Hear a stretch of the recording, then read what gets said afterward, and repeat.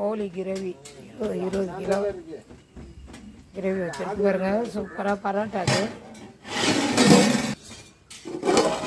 Rava kesari 2 kilo எப்படி அருமையாக இருக்குது பாருங்கள். பலன்று ரவா கேசரி 2 கிலோ எல்லாம் பரியத்துக்கு.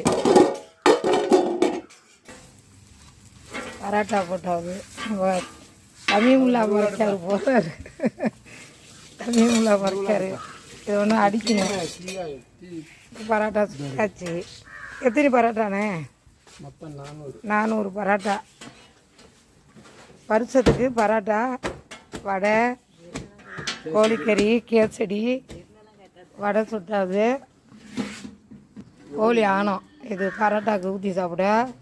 லால்பட்டை, முபாரக் அலி அப்படிங்கிறவங்க இதெல்லாம் எல்லாம் ஆர்ட்ரு பெல்ல எல்லாம் செய்கிறாங்க பாருங்க. வடையெல்லாம் சுட்டாது வருஷத்துக்கு.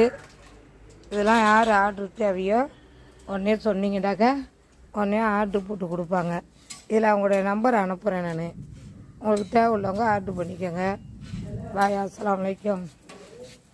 பொண்ணுக்கு பரிசோன்னு சொல்லுவான். எங்கள் ஊரில் பரங்கிப்பட்டையெல்லாம் முடிவுன்னு சொல்லுவான்.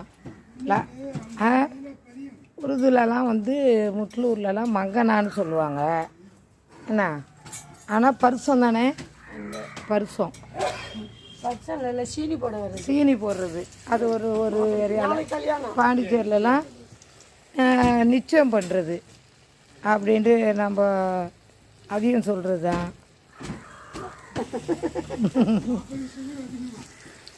ஒன்றுக்கு சீனி போடுறது. ஒன்றுக்கு சீனி போட்டு முடிச்சதா மாப்பிள்ளைக்கும் சீனி போட்டுறதா. நாளைக்கு கல்யாணம். முதல் நாள் சீனி போட்டு மறுநாள் கல்யாணம். இப்போலாம் அப்படி தான் செய்கிறாங்க. எல்லாம் கிரேவி சூப்பராக இருக்குது. Kitchen gravy.